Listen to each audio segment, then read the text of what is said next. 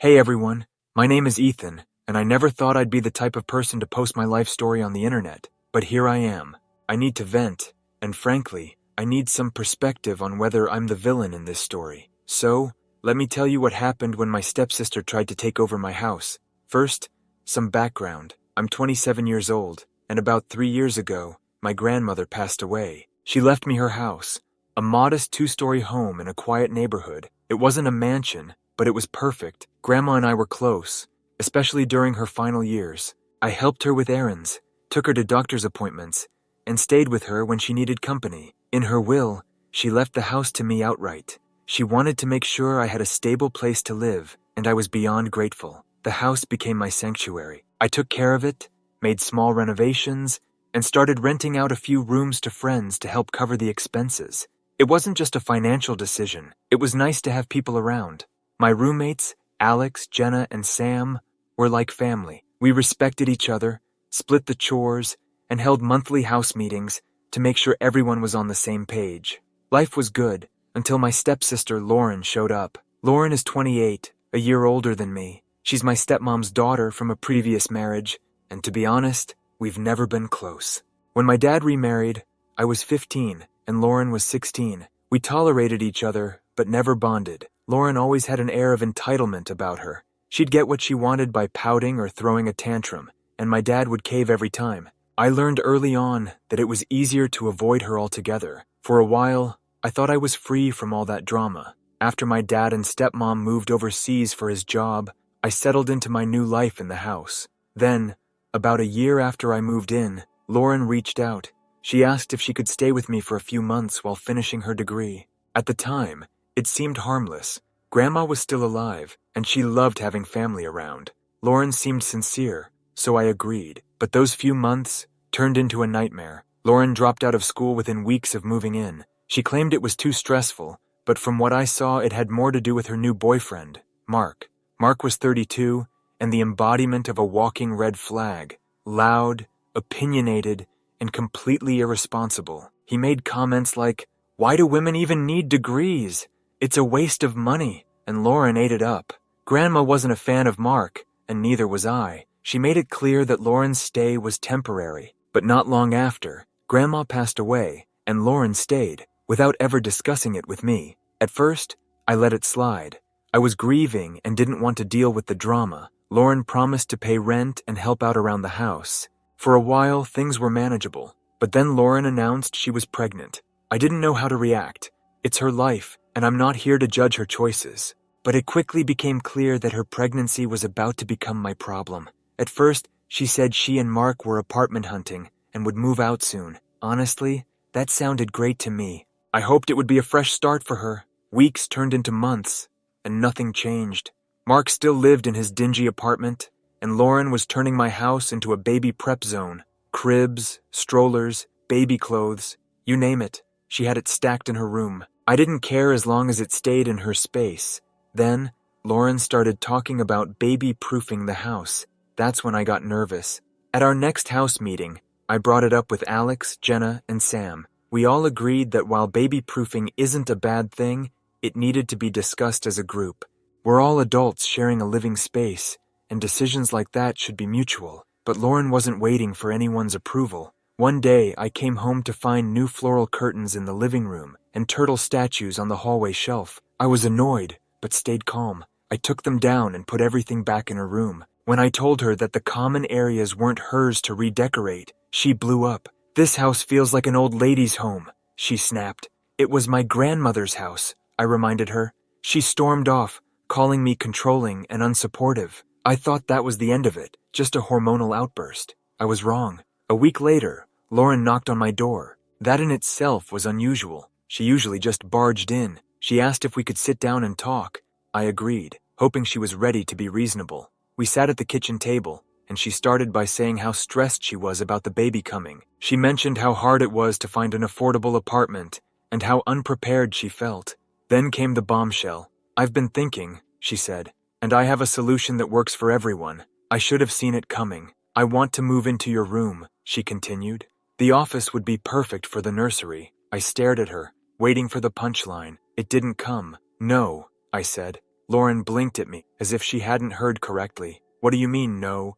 You don't even need all that space. You're just one person. I do need it.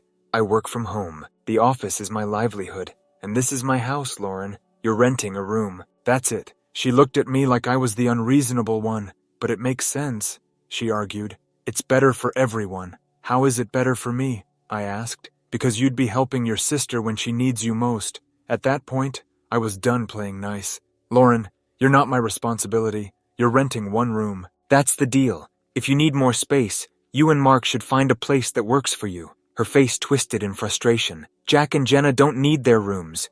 When one of them moves out, the baby can take their room. They're not moving out, I said firmly. And even if they did, it wouldn't be your decision. Lauren started crying, big, dramatic tears. I can't believe you're doing this to me, she sobbed. You know I have nowhere else to go. I reminded her that she and Mark had been apartment hunting. If Mark cares so much, he should be making sacrifices. Not me. She lost it. I'm calling Dad, she shouted. He'll make you see reason. I let her storm off, but deep down, I knew things were about to get worse. After Lauren stormed off, I knew it was only a matter of time before my phone started blowing up. Sure enough, about an hour later, my dad called. I stared at the screen for a moment, debating whether to answer. I wasn't in the mood to be lectured, but I also knew that ignoring him would only make things worse. With a sigh, I picked up. Ethan, he started, his tone already laced with disappointment. I just got off the phone with Lauren. She's in tears. What's going on over there? I took a deep breath to keep my voice steady. Dad, she's upset because I told her she can't take my room. There was a pause, and then he said, Why not? She's pregnant, Ethan. She needs the space more than you do. Dad, it's my house. I work from home. I need my office. Lauren and I had an agreement. She's renting one room. That's it. But she's your sister, he exclaimed, as if that alone should be reason enough to give her whatever she wanted. You need to help her out. Family comes first. I clenched my jaw. That phrase, family comes first, had been drilled into my head for as long as I could remember, but somehow, it always seemed to mean that I had to make sacrifices while Lauren got a free pass. I wasn't going to fall into that trap again. I have been helping her, I said, trying to keep my frustration in check. I've let her live here rent-free for months. I've given her time to figure things out, but I'm not going to let her take over my house. That's not fair to me or to the other people living here. Dad sighed heavily. You're being selfish. There it was. The guilt trip. She's pregnant, Ethan. Vulnerable. She needs family support right now. You have the space. What's the big deal? The big deal, I said slowly, is that this is my home. I'm not responsible for Lauren's choices. If Mark is such a great guy, he should be stepping up to help her, not me. Dad was silent for a moment. Then he said, I'm disappointed in you. That stung more than I cared to admit, but I stood my ground. I'm sorry you feel that way, I said, but I'm not changing my mind. I hung up before he could say anything else. My hands were shaking, but I knew I'd done the right thing. Still, I couldn't shake the feeling that this was far from over. The next morning, I sat down with Alex, Jenna, and Sam to fill them in on what had happened. Are you serious? Alex said, shaking his head. She actually tried to take your room? Yep, I said, running a hand through my hair, and now my dad is mad at me for not letting her. That's insane, Jenna said. This is your house, Ethan. You've been more than generous letting her stay here. Thanks, I said. I just want to make sure you guys are okay with everything. I don't want this drama affecting you. We're with you, Sam said firmly. Lauren's been crossing boundaries for a while now. It's not fair to you, or to us. That was a relief to hear. I'd been worried that my roommates would feel caught in the middle, but they were on my side. Still, I couldn't shake the tension in the house. Lauren was keeping to herself, but I could feel her anger simmering just below the surface. A few days later, things escalated again. It was early in the morning when I heard a loud banging on the front door. I rushed downstairs to find Mark standing on the porch, a smug grin on his face. What the hell are you doing here? I asked, crossing my arms. Lauren asked me to help her move her stuff, he said casually. I figured I'd get an early start. Move her stuff where? I asked, narrowing my eyes. To your room, obviously. I laughed, but there was no humor in it. You've got to be kidding me. Mark shrugged. She needs the space. She's pregnant. Come on, man. Be reasonable. Reasonable? I repeated. You think it's reasonable to show up unannounced and start moving into my room? Mark's grin faded. Look, we can do this the easy way or the hard way, but Lauren's not leaving. She has rights. Rights? I said incredulously. She's a guest in my house. She doesn't have any rights to my room. Mark stepped closer, trying to intimidate me. Do you really want to kick a pregnant woman out on the street? She's not on the street, I said, standing my ground. She has a room here, but you're not moving in, and she's not taking my room. Mark glared at me for a moment, then turned and stomped back to his car. You'll regret this, he called over his shoulder. I watched him drive off, my heart pounding. I wasn't scared of Mark, but his presence made it clear that Lauren wasn't going to give up easily. That night, I sent Lauren an email and a text message. Lauren, this is your official notice that I will not be renewing your month-to-month agreement. You have 30 days to make arrangements to leave the property. If you'd like to discuss this further, I'm available to talk tomorrow. Ethan, I wasn't trying to be cruel. I just couldn't live like this anymore. Lauren had crossed too many lines, and I needed to take back control of my home. The next morning, I called a locksmith to change the front door locks and add new locks to the bedroom doors. I wasn't taking any chances. When Lauren finally returned home, she found her old key didn't work. She pounded on the door until I opened it. Are you serious? She snapped. You changed the locks? Yes, I said calmly. For security reasons. Your new key is ready for pickup. Let me know when you'd like to get it.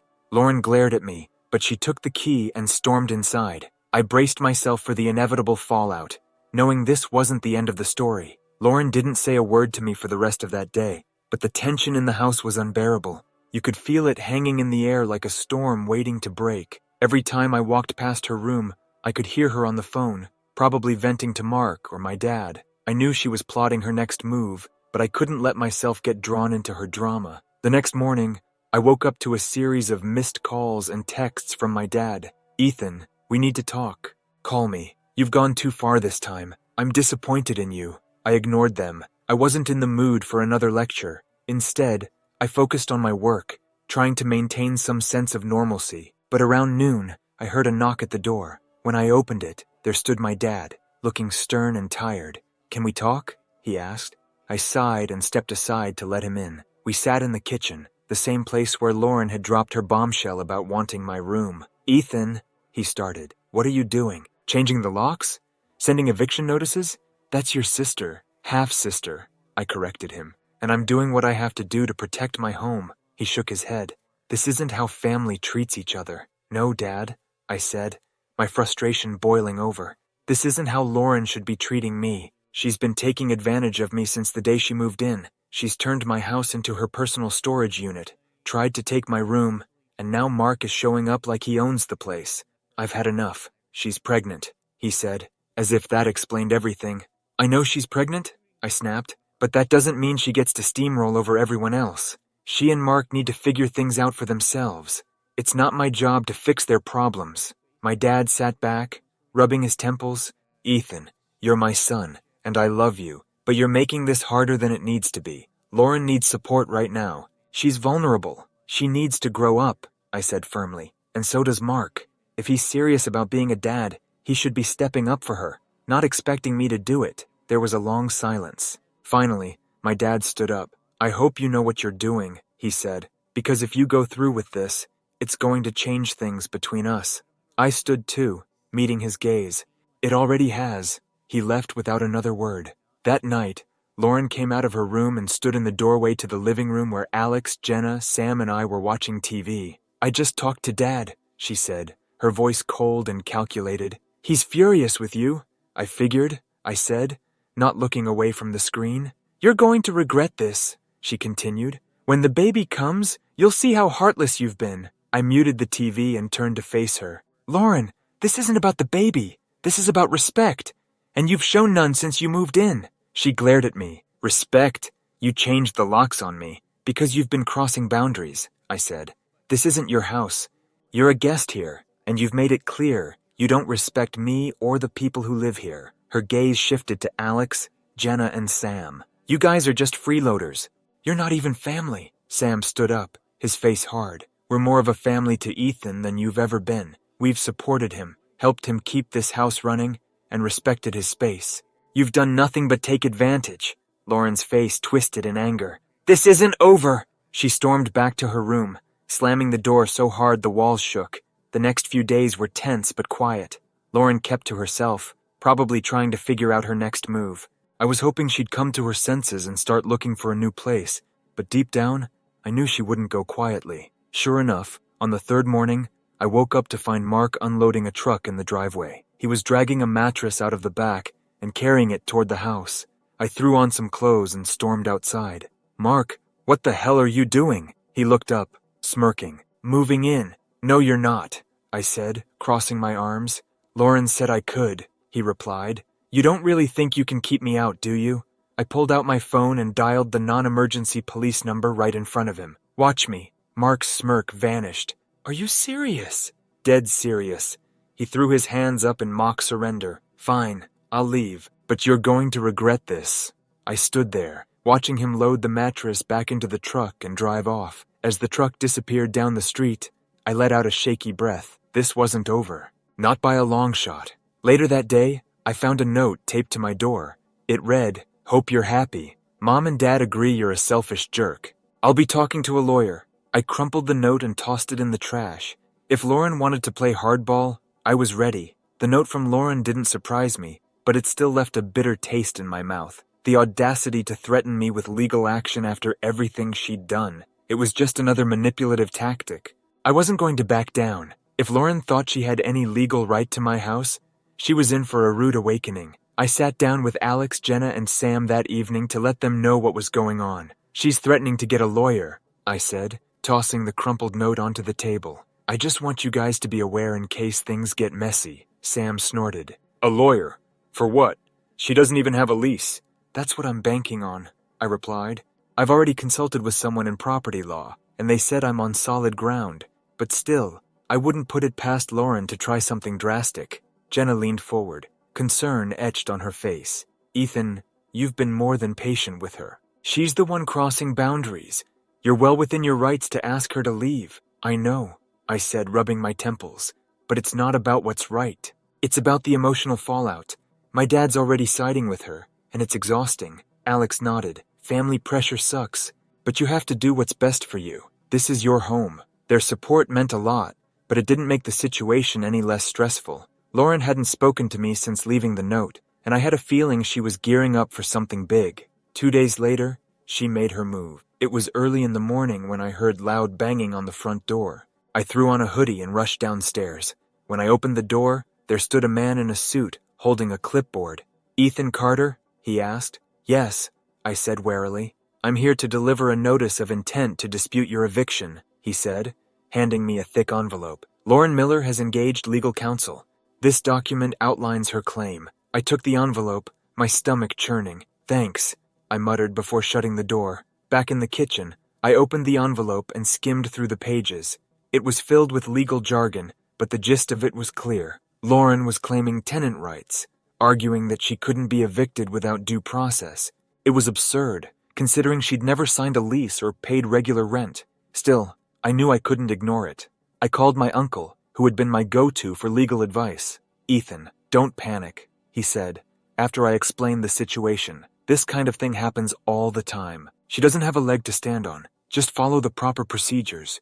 Document everything." I felt a bit calmer after that call, but the tension in the house was reaching unbearable levels. Lauren was strutting around like she'd already won, dropping passive-aggressive comments every time we crossed paths. "I hope you're ready for a fight," she said one morning, smirking as she passed me in the hallway. "My lawyer says I have a strong case." I didn't take the bait.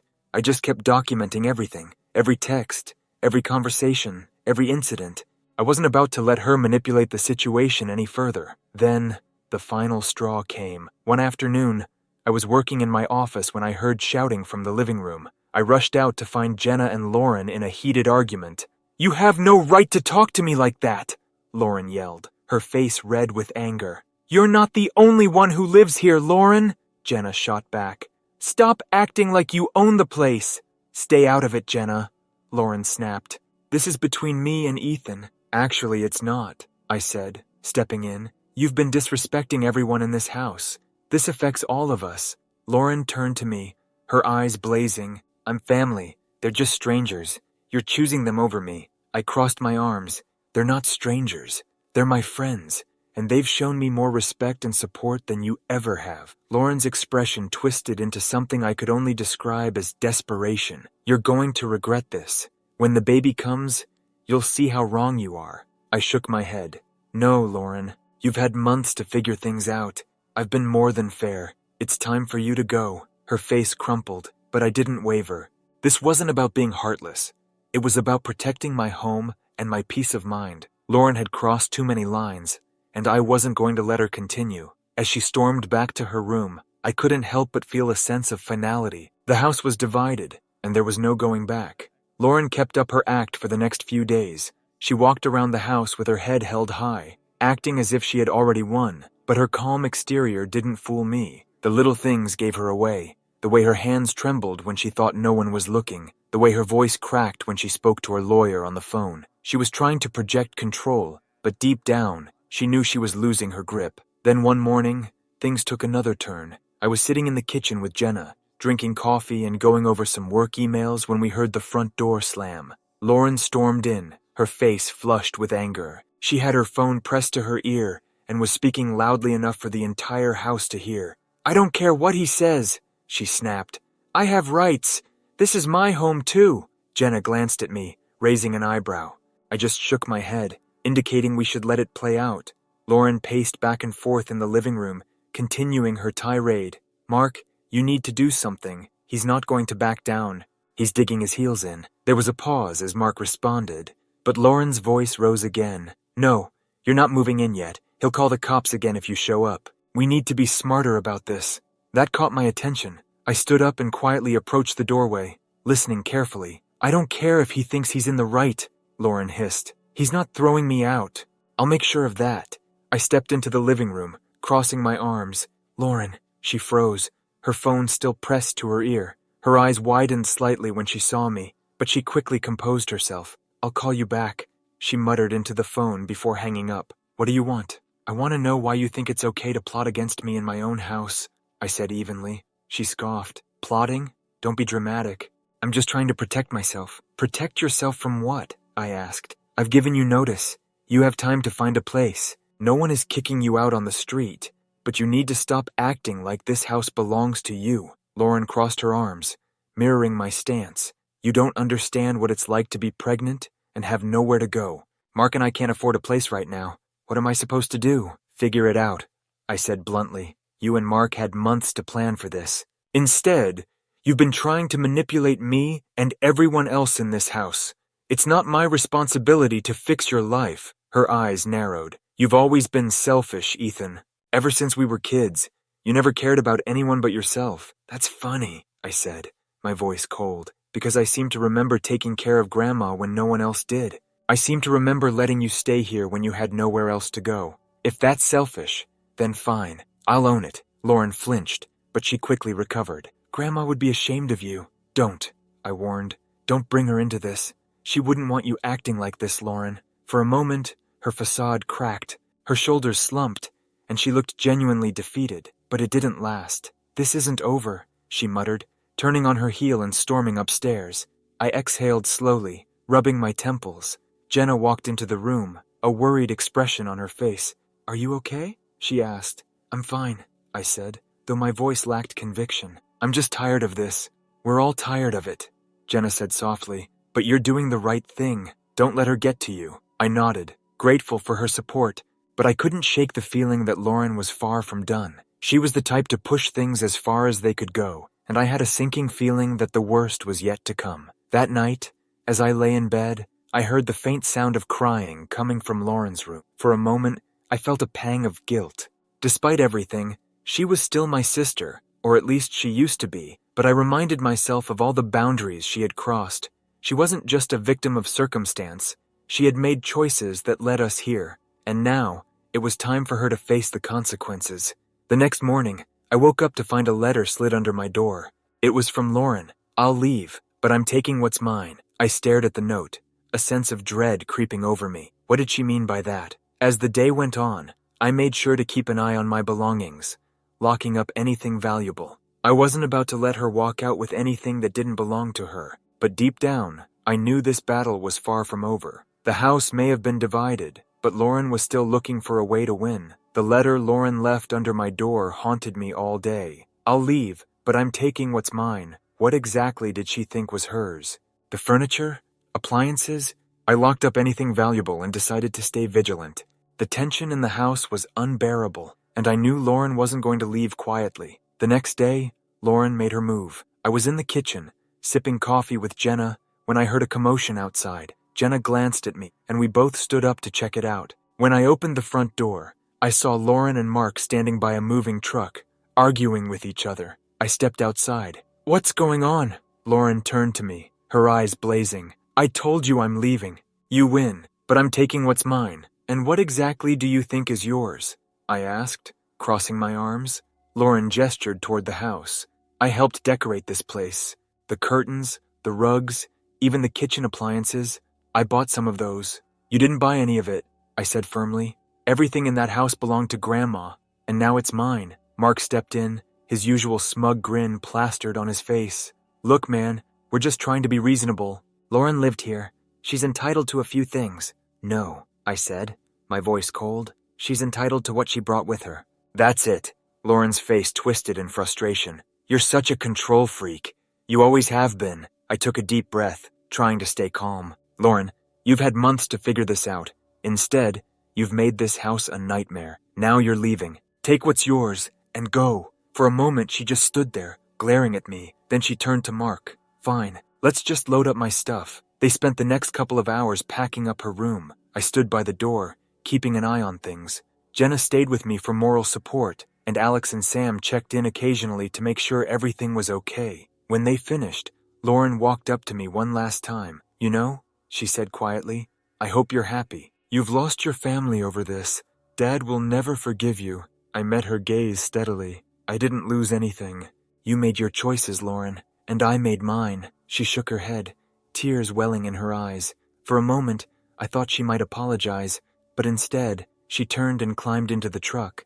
Mark started the engine, and they drove off without another word. As the truck disappeared down the street, I felt a weight lift off my shoulders. The house was quiet again, peaceful. It had been a long, exhausting battle, but I'd stood my ground. Jenna touched my arm gently. "You did the right thing." "I know," I said, exhaling slowly. "It just sucks that it had to end like this."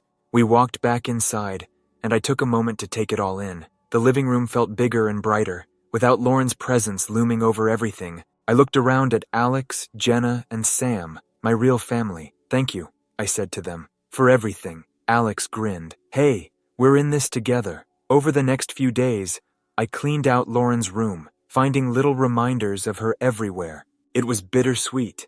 Despite everything, she was still a part of my past. But as I packed up the last of her things, I knew it was time to move on. My dad called a week later. I almost didn't answer, but curiosity got the better of me. "Ethan," he said, his tone heavy, "I'm disappointed in how things turned out."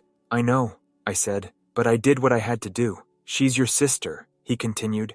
"Family comes first." "No, Dad," I said firmly. "Respect comes first. Boundaries come first." Lauren crossed too many lines. "I'm not going to apologize for protecting my home." There was a long silence. Then my dad sighed. "I hope someday you'll understand." "Maybe," I said, "but for now I need to focus on my life." We said our goodbyes, and I hung up, feeling a strange mix of sadness and relief. It wasn't the ending I'd hoped for, but it was the one I needed. Looking back, I don't regret my decision. I stood up for myself, my friends, and my home. Lauren tried to manipulate me, but I didn't let her. I learned a valuable lesson. Family doesn't give someone the right to walk all over you. Sometimes, standing your ground means losing people, but it also means finding peace. And finally, the house felt like home again.